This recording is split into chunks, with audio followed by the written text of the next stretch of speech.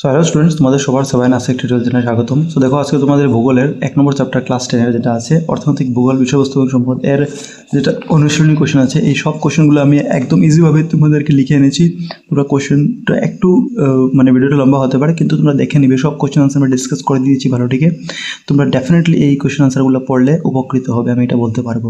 ঠিক আছে, তো অনেক কষ্ট করে বন্ধুরা এইগুলো লিখেছি, আমি সময় লেগেছে অনেক লিখতে। তো কাইন্ডলি তোমরা যদি ভালো লাগে প্লিজ একটু সাপোর্ট করবে, লাইক করবে।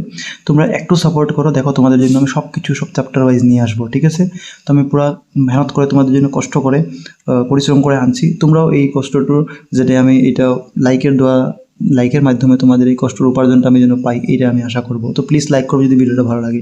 তো চলো, এই যে আমি সব কোশ্চেনগুলো পিডিএফে লিখে রেখেছি, তো চলো আমরা আরম্ভ করি। এটা বলছে অর্থনৈতিক ভূগোল কালে এর মূল বিষয়বস্তু কি, অর্থনৈতিক ভূগোলের প্রধান শাখাগুলি উল্লেখ করো। তো এখানে মোটের উপরে 3টা কোশ্চেন আছে। প্রথম এটা ডেফিনিশন সংজ্ঞা দিব, এরপরে মূল বিষয়বস্তু, এরপরে প্রধান শাখাগুলি। তো দেখো, আমি এর জন্য ব্লু কালার লেখা আছে এই যে একটা কোশ্চেন। তো অর্থনৈতিক ভূগোল কাকে বলে, প্রথমটা তো এটা সংজ্ঞাটা দিয়েছি, ভূগোলের যে শাখা সম্পদের উৎপাদন, বিতরণ, উপভোগ, বিনিময় এবং এর সঙ্গে জড়িত মানুষের অর্থনৈতিক কার্যকলাপ, স্থান বা কারণ সেটা অধ্যয়ন করা হয়, তাকে অর্থনৈতিক ভূগোল বলে। এরপরে বলেছিল মূল বিষয়বস্তু। দেখো অর্থনৈতিক ভূগোলের মূল বিষয়বস্তু, তো মূল বিষয়বস্তুগুলো হচ্ছে যে সম্পদের বিতরণ 1 নম্বর, 2 নম্বর সম্পদের উৎপাদন 1 নম্বর, এরপর বিতরণ, সম্পদের উপভোগ, এরপর সম্পদের বিনিময়, মানুষের অর্থনৈতিক কার্যকলাপের স্থানিক বৈচিত্র্য। ঠিক আছে, এছাড়াও মানুষ এবং পরিবেশের পারস্পরিক সম্পর্ক। তো এটা গেল এটা।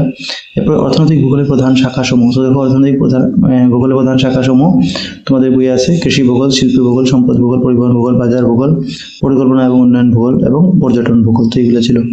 এবার নেক্সট কোয়েশ্চেন, অর্থনৈতিক ভূগোলের পরিসর সম্পর্কে সংক্ষেপে লিখো। দেখো অর্থনৈতিক ভূগোলের পরিসর, প্রথম ডেফিনেশন লিখে নেবে। অর্থনৈতিক ভূগোল প্রধানত মানুষের অর্থনৈতিক কার্যকলাপ, বিতরণ এবং জড়িত কারণ এবং প্রক্রিয়ার সময় অধ্যয়ন করা হয়। অর্থনৈতিক ভূগোলের পরিসর মূলত কয়েকটি গুরুত্বপূর্ণ প্রশ্নের উপর প্রতিষ্ঠিত। দেখো অর্থনৈতিক ভূগোলের পরিসরের প্রধান বিষয়সমূহ। তো অর্থনৈতিক কার্যকলাপের অবস্থান প্রথমটা, তো এর হিসাবে একটু পয়েন্ট লিখে দিবে তার। তো কোন অর্থনৈতিক কার্য বা শিল্প, কৃষি, বাজার ইত্যাদি কোন স্থানে গড়ে উঠেছে তা অধ্যয়ন করা হয়। এরপরে অর্থনৈতিক কার্যকলাপের বৈশিষ্ট্য, সেই কার্যকলাপের প্রকৃতি, ধরন এবং বৈশিষ্ট্য সম্পর্কে জানা যায়। অর্থনৈতিক কার্যকলাপের সঙ্গে অন্যান্য অনুষঙ্গের সম্পর্ক, তো অর্থনৈতিক কার্যকলাপের সঙ্গে পরিবহন, বাজার, শ্রমিক, জলবায়ু ইত্যাদি সম্পর্ক বিশ্লেষণ করা হয়। কোনো বিশেষ স্থানে অর্থনৈতিক কার্য গড়ে ওঠার কারণ, এটা 4 নম্বর পয়েন্ট। তো প্রাকৃতিক সম্পদ, জলবায়ু, পরিবহন সুবিধা ইত্যাদির কারণে কোনো স্থানে অর্থনৈতিক কার্য গড়ে ওঠে। এরপরে অন্য স্থানে অর্থনৈতিক কার্য স্থাপনের সম্ভাবনা, তো অর্থনৈতিক কার্য অন্য কোথাও স্থাপন করতে আরো লাভজনক বা উপযোগী হতো কিনা তা বিচার করা হয়। এরপরে দেখো, এবার নেক্সট কোয়েশ্চেন, মানুষের অর্থনৈতিক বৃত্তি বলতে কি বুঝো। ঠিক আছে, এটা আমি রাইটিং এ এটা একটু বড় হয়ে গেছে লেখার সময়। ঠিক আছে, দেখো মানুষের অর্থনৈতিক বৃত্তি বলতে বুঝো এই অর্থনৈতিক বৃত্তিগুলো কি। তো মানুষের অর্থনৈতিক বৃত্তি, মানুষ জীবিকা নির্বাহ ও অর্থ উপার্জনের জন্য যে সকল অর্থনৈতিক কাজ করে তাকে মানুষের অর্থনৈতিক বৃত্তি বা অর্থনৈতিক কার্য বলে। তো অর্থনৈতিক বৃত্তির প্রকারভেদ কয় প্রকার আছে। দেখো মানুষের অর্থনৈতিক বৃত্তি, কারণ প্রশ্ন বলেছিল যে মানুষের অর্থনৈতিক বৃত্তি বলতে কি বুঝো, সঙ্গে কি কি বৃত্তিগুলো কি কি মানে সেই প্রকারগুলো বলতে আসে। দেখো অর্থনৈতিক বৃত্তি মানুষের প্রধানত 4 প্রকার। সেগুলো পয়লা হলো প্রথম স্তরের বৃত্তি। যে কার্যের মাধ্যমে মানুষ সরাসরি প্রকৃতি থেকে সম্পদ আহরণ করে তাকে প্রথম স্তরের বৃত্তি বলে। উদাহরণ কৃষিকার্য, মাছ ধরা, বনজ সম্পদ আহরণ, খনিজ সম্পদ আহরণ ইত্যাদি। এরপর দ্বিস্তরের স্ক্রিনশট নিতে পারো, লিখে নিবে। ঠিক আছে, দ্বিস্তরের বৃত্তি, যে কার্যের মাধ্যমে প্রকৃতি থেকে আহরিত কাঁচামালকে প্রযুক্তির সাহায্যে ব্যবহারযোগ্য দ্রব্যে রূপান্তর করা হয় তাকে দ্বিস্তর বৃত্তি বলে। উদাহরণ শিল্প কারখানা, নির্মাণ কার্য, কার্য ইত্যাদি। এরপর ত্রিস্তর বৃত্তি, যে কার্যের মাধ্যমে উৎপাদিত দ্রব্য উপভোক্তার কাছে পৌঁছে দেওয়া তাকে ত্রিস্তর বৃত্তি বলে, যেমন পরিবহন, যোগাযোগ, বাজার ব্যবস্থা, পর্যটন, পাইকারি। আমি এগুলোর এমসিকিউ নিয়ে আসবো কয়েকদিনের মধ্যে, আমি এমসিকিউ গুলো তোমাদের নিয়ে আসবো। ইতিহাসের যেরকম আমি 194টা এমসিকিউ নিয়ে আসছি প্রথম চ্যাপ্টারে, এরকম এইটার এমসিকিউ নিয়ে আসবো। চৌস্তর বৃত্তি, যে কার্য অন্যান্য অর্থনৈতিক বৃত্তিকে সুচারু ফলপ্রসূ করতে সাহায্য করে তাকে চৌস্তর বৃত্তি বলে। উদাহরণ ব্যাংক, শিক্ষা, গবেষণা, শাসন, প্রচার মাধ্যম ইত্যাদি। এরপর অর্থনৈতিক ভূগোলের নেক্সট কোয়েশ্চেন, অর্থনৈতিক ভূগোলের প্রধান শাখা সমূহের বিষয়বস্তু সম্পর্কে সংক্ষেপে লিখো। দেখো অর্থনৈতিক ভূগোল একটি বিস্তৃত বিষয়, মানুষের বিভিন্ন অর্থনৈতিক কার্যকলাপের ভিত্তিতে অর্থনৈতিক ভূগোলের বহু শাখা গড়ে উঠে। নিচে প্রধান শাখা সমূহ বিষয়বস্তু আলোচনা করো। দেখো অর্থনৈতিক ভূগোলের প্রধান শাখা তোমার বইও দেওয়া আছে, আমি একটু ছোট করে এখানে লিখেছি আর কি। তো প্রথম কৃষি ভূগোল, এই শাখায় কৃষিকাজের সঙ্গে জড়িত বিভিন্ন বিষয় অধ্যয়ন করা হয়। বিষয়বস্তু কি এটার, তো কৃষির প্রকারভেদ, কৃষি বন্টন, কৃষি পদ্ধতি, কৃষি পণ্যের বাজার আমদানি ইত্যাদি অধ্যয়ন করা হয়, এটা বিষয়বস্তু। তো প্রত্যেকটা বিষয়বস্তু আছে। এখন প্রত্যেকটা প্রশ্ন পড়তে গেলে কিন্তু অনেক লম্বা হয়ে যাবে, তো আমি তোমাদেরকে দেখিয়ে দিচ্ছি, তোমরা স্ক্রিনশট নিয়ে নিয়ে উত্তরগুলো লিখতে পারবে। ঠিক আছে, তাহলে অনেক বড় হয়ে যাবে ভিডিও, তোমাদের আমি দেখিয়ে দিচ্ছি, তোমরা দেখে নিবে। দেখো এটা বিষয়বস্তুগুলো তোমরা বইও আছে এখানে আর কি, ছোট করে দিয়েছি তোমাদের সুবিধার জন্য, তোমরা লিখতে পারো, শিখে নিও। কিছু না বুঝলে নিচে কমেন্ট করবে। তো টোটাল মনে হয় 7টা বিষয়বস্তু, হ্যাঁ 8টা আছে, পর্যটন ভূগোল লাস্ট। এরপরে সম্পদ ভূগোল কেন অর্থনৈতিক ভূগোল একটি গুরুত্বপূর্ণ শাখা, ভেরি ইম্পর্টেন্ট কোশ্চেন। দেখো সম্পদ ভূগোল অর্থনৈতিক ভূগোলের গুরুত্বপূর্ণ শাখা। এই শাখায় বিভিন্ন প্রকার সম্পদ, তার বন্টন, ব্যবহার, সংরক্ষণ সম্পর্কে অধ্যয়ন করা হয়। একটি দেশের অর্থনৈতিক উন্নয়ন মূলত সে দেশের সম্পদের উপর নির্ভরশীল। এরপরে সম্পদ ভূগোলের গুরুত্বপূর্ণ হওয়ার কারণসমূহ, ঠিক আছে, কারণ প্রশ্ন বলেছিল সম্পদ ভূগোল কেন অর্থনৈতিক ভূগোলের গুরুত্বপূর্ণ কারণ শাখা বলা হয়। গুরুত্বপূর্ণ কারণসমূহ দেখো, তো সম্পদের প্রকার ও বন্টন সম্পর্কে জ্ঞান প্রদান করে। তো এরপর দেখো এগুলো বিষয় লিখে দিয়েছি, তোমরা দেখে নিবে, আমি বলছি না, ডিটেলস লম্বা হয়ে যাবে। সেকেন্ড পয়েন্টটা দিয়ে থার্ড পয়েন্টটা লিখেছি, ফোর্থ পয়েন্ট, ফিফথ পয়েন্ট লিখে নিবে। সম্পদ বলতে কি বোঝায়, প্রধান বৈশিষ্ট্যসমূহ। আমি এটা গ্যারান্টি দিয়ে বলছি, তোমরা এগুলো আনসার একবার লিখে দেখবে এক্সামে, তোমাদের 100% কারেক্ট হবে, ঠিক আছে। কারণ দেখো ফ্রেন্ডস, যেগুলো কষ্ট করা হয় না, এগুলোর আনসারটা তোমাদের ডেফিনেটলি কারেক্ট হবেই। অনেক কষ্ট লেগেছে, আমি পার্সোনালি বলছি, এটা লিখতে অনেক সময় লেগেছে আমার, প্রায় 5-6 দিন লেগে গেছে এগুলো লিখতে, সব কিছু আস্তে ধীরে। তো সম্পদ বলতে কি বোঝায়, প্রধান বৈশিষ্ট্যগুলো দেখে নাও, এগুলো আমি লিখে দিয়েছি, এখন বলবো না, অনেক বড় হয়ে যাবে। সম্পদের প্রধান বৈশিষ্ট্যসমূহ, ভেরি ইম্পর্টেন্ট। উপকারিতা, 1 নম্বর কার্যকারিতা, পরিবর্তনশীল ধর্ম, মানব কল্যাণ মূলক, ঠিক আছে। আচ্ছা, মানে মানব কল্যাণ ধর্ম লিখতে পারো এটা, বা মানব কল্যাণমূলক ধর্ম এটা লিখতে পারো। তারপর দেখো সম্পদ পরিবর্তনশীল, ভেরি ইম্পর্টেন্ট, এটা আমি লিখে দিয়েছি সুন্দর মতো। তো দেখো সম্পদ স্থির নয়, মানুষের প্রয়োজন, জ্ঞান বিজ্ঞান প্রযুক্তির উন্নতির সঙ্গে সঙ্গে সম্পদ ধারণা বিপরীতে সেই সম্পদকে পরিবর্তনশীল বলা হয়। এরপর এটার বিষয়ে ডিটেলস দিয়েছি। এরপর উদাহরণ আমি এক্সাম্পল দিয়ে দিচ্ছি। 1 নম্বর কয়লা খনিজ তেল, 2 নম্বর দামোদর নদ। কিভাবে এটা ডিটেলস লিখে দিচ্ছি, কারণ এই প্রশ্নটা ভেরি ইম্পর্টেন্ট, 4 মার্কের পরীক্ষায় আসে, 3-4 মার্কের। দেখো এটা সম্পদের প্রয়োজনীয়তা সম্পর্কে উদাহরণ সংক্ষেপে আলোচনা করবো। তো এটা আমি লিখে দিচ্ছি, তোমরা লিখে নিবে, বলবো না, এখন অনেক লম্বা হয়ে যাবে ভিডিও।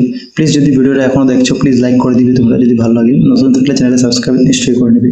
জেনারেলি বলি না, কিন্তু তোমরা অনেক আছো যারা বাংলা মিডিয়ামের স্টুডেন্টরা সাপোর্টই করো না।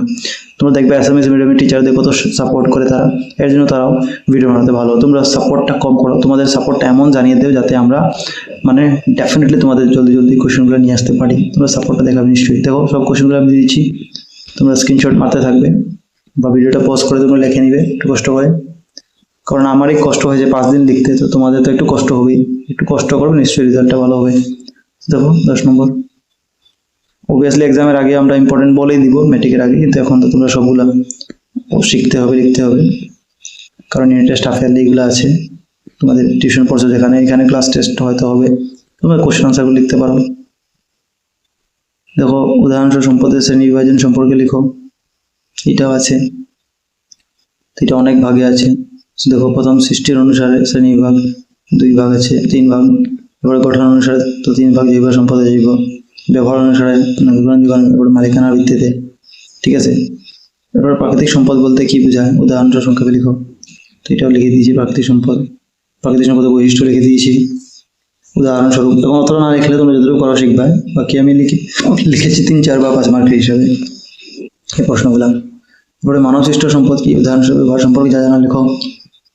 13 নম্বর, তো মানব সম্পদ সৃষ্ট উদাহরণ, এগুলো নাম্বারিং দিয়ে লিখেছি, তোমরা কমা দিয়ে লিখতে পারো, আমি নাম্বারিং দিয়ে লিখেছি, কারণ মেন পেপারে ম্যাট্রিকের পেপারে তোমরা পেপারের অভাব নেই, লুসের যতনে কোনো অসুবিধা নেই, তোমরা লাইন এগুলো সোজা রাখলে অসুবিধা নেই, নাম্বারিং দিয়ে আর সুন্দর হবে জিনিসটা। মানব সৃষ্ট সম্পদের ব্যবহার, দেখো যাতায়াত ব্যবস্থায় 1 নম্বর, শিল্প উৎপাদনে 2 নম্বর, বাসস্থানে 3 নম্বর, শিক্ষা প্রশাসন 4 নম্বর, জীবনযাত্রা মাননীয়। তারপর লাস্টে সুতরাং দিয়ে এটা কনক্লুশন লিখে দিয়েছি, ঠিক আছে। এরপর নবীকরণযোগ্য সম্পদের পার্থক্য, দেখো পার্থক্যটা আমি তোমাদের 5টা পার্থক্য লিখেছি। দেখো নবীকরণযোগ্য সম্পদ, যে সম্পদ পুনরায় সৃষ্টি হয় বা পুনর্নবীকরণ করা যায় তাকে বলে। আর নবীকরণযোগ্য যে সম্পদ একবার ব্যবহার করে সহজে পুনরায় সৃষ্টি হয় না তাকে অনবীকরণযোগ্য সম্পদ বলে। এটা লাস্টে তোমরা লিখতে পারো, যে সম্পদ পুনরায় সৃষ্টি বা পুনর্নবীকরণ করা যায় তাকে নবীকরণযোগ্য সম্পদ বলে, এরকম করে লিখতে পারো লাস্টে, আমি আর লিখি নাই, ঠিক আছে। তো এটা লিখে নিবে। দীর্ঘদিন ব্যবহার করা যায়, ধীরে ধীরে নিঃশেষ হয়ে যায়, প্রচুর পরিমাণে পাওয়া যায়, সীমিত পরিমাণে। এটা হচ্ছে পরিবেশের উপর তুলনামূলক কম ক্ষতিকারক প্রভাব ফেলে, এটা অধিক ক্ষতিকারক। উদাহরণ দেখো, সূর্যের রশ্মি, বায়ু, জল নবীকরণ, আলোচনা নবীকরণ, কয়লা, পেট্রোলিয়াম।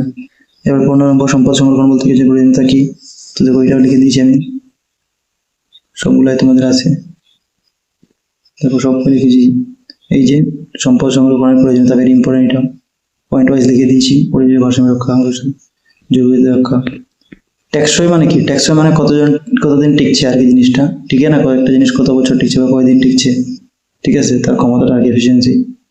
এরপরে 16 নম্বর, সম্পদ সংরক্ষণ পদ্ধতি সম্পর্কে সংক্ষিপ্ত টিকা, তো পদ্ধতিগুলো লিখে দিচ্ছি। দেখো বিকল্প সম্পন্ন, পুনরাবর্তন, অভিযোজন, সবগুলো ডিটেলসে, কারণ এটা 5 মার্কের টোটাল, ঠিক আছে। 8টা লিখেছি, তোমরা যতটা পারো অ্যাটলিস্ট 4টা বা 5টা তো শিখবে কমসে কম।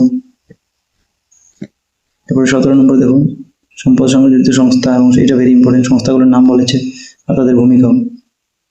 দেখো সংস্থার সঙ্গে তাদের ভূমিকা, IUCN full form international conversation on nature, তো ফুল ফর্ম লিখে দিয়েছি, তার ডিটেলস লিখেছি, তোমরা দেখে নিবে। এগুলো শর্ট প্রশ্ন কম আসবে তোমাদের।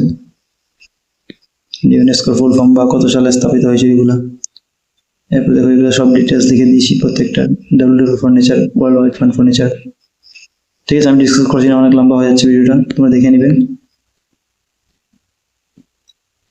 এই দেখো এগুলো সংস্থা সবগুলো বিষয় লিখে দিয়েছি। এরপরে তোমরা দেখবে সংক্ষিপ্ত টিকা আছে, তো টিকাগুলো আমি লিখে দিয়েছি। দেখো 1 নম্বর সম্পদ। এবার টিকা বেসিক্যালি এতটুকু লিখলে হয়, টিকা তো 2 মার্কের থাকে, 2-3 মার্কের, কিন্তু বৈশিষ্ট্য যদি এক্সট্রা অ্যাড করতে পারো, এটা শিখতে পারলে শিখে নিবে, নাহলে যেটা ব্ল্যাক দিয়ে দেখছো লেখা প্রশ্ন ওটাই শিখলে হবে, এটা শিখলে শিখে নিবে। এরপরে মানব সম্পদ, এটাও ব্ল্যাক প্রশ্নটা শিখলে হবে, যদি পারো তো মানব সম্পদের গুরুত্বটা পারলে শিখে নিবে, এটা তোমাদের উপরে রাখলাম, তোমাদের ইচ্ছা শিখলে শিখো, নাহলে ছোটো শিখলে হবে, কারণ টিকা বললাম 2-3 মার্কের। এরপর সম্পত্তি টিকা তো লিখেছি, এরপর নিচে বৈশিষ্ট্যটা পারলে, নবীকরণযোগ্য সম্পদ তার বৈশিষ্ট্য লিখেছি, পারলে শিখবেন এর উপরটাই। এবারে ব্যক্তিগত সম্পদ, তো এটা ছোট আছে, ঠিক আছে। জাতীয় সম্পদ, জৈব সম্পদ, সম্পদের পুনরাবর্তন, এরপরে সম্পদ সংরক্ষণ। এরপর দেখো IUCN এর পূর্ণরূপ, IUCN এর ফুল ফর্মটা, মানে IUCN এটা টিকা ছিল, ঠিক আছে। এরপরে দেখো পার্থক্য আছে, সম্পদ এবং সম্পত্তির পার্থক্য, তোমাদের 4টা করে পয়েন্ট লিখেছি পার্থক্য, তোমরা স্ক্রিনশট নিতে পারো, লিখে নিবে, পরে দেখবে কিরকম শিখতে সুবিধা হচ্ছে না। অর্থনৈতিক ভূগোল, সম্পদ ভূগোল, দেখো পয়েন্ট ওয়াইজ। 1 নম্বর মানুষের অর্থনৈতিক কার্যকলাপ নিয়ে আলোচনা করে, এটা সম্পদের উৎপত্তি, ব্যবহার, সংরক্ষণ নিয়ে আলোচনা করে। এই পয়েন্টটা অ্যাকচুয়ালি আমার ওই যে পেজ এখানে ডিভাইড হয়েছে, এর জন্য আনসারটা এখান থেকে এখান পর্যন্ত 1 নম্বর পয়েন্ট, এরপর এখান থেকে নিচে পর্যন্ত 1 নম্বর পয়েন্ট, ঠিক আছে। এরপর 2 নম্বর পয়েন্ট দেখো, 2 নম্বর পয়েন্ট ঠিক আছে, এইদিকে 3 নম্বর পয়েন্ট ঠিক আছে।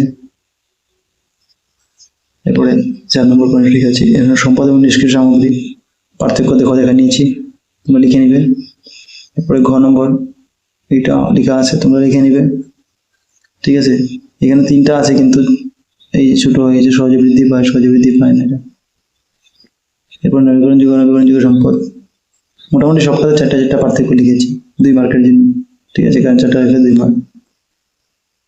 তারপরে দেখো ব্যক্তিগত সম্পদ, জাতীয় সম্পদ, এগুলো লিখে নিয়েছি, তোমরা লিখে নিবে। মানব সৃষ্ট সম্পদ, মানব সম্পদ, তারপর সম্পদের পুনরাবর্তন এবং অভিযোজন, তো এইগুলা ছিল। এখন MCQ আছে, ওইটা বলে দিচ্ছি সঙ্গে। এই MCQ ছিল লাস্ট। নিচের কোনটি মানব সৃষ্ট সম্পদ, এটা হবে জল সঞ্চালনের নালা, C নাম্বার। এবং নিচের কোনটি অজৈব সম্পদ, এটা হবে বায়ু, ঠিক আছে, কারণ যেগুলো জীবিত নয় এগুলো অজৈব বলে। নিচের কোনটি অনবীকরণযোগ্য সম্পদ, এটা কয়লা হবে।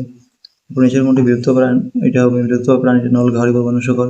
IUCN সংস্থার কোন আন্তঃরাষ্ট্রীয় সংস্থার অন্তর্গত, ইউনেস্কো। এটার সঙ্গে এই পাঠের সমস্ত অনুশীলনী প্রশ্ন তো শেষ হয়ে গেছে। Thank you for watching.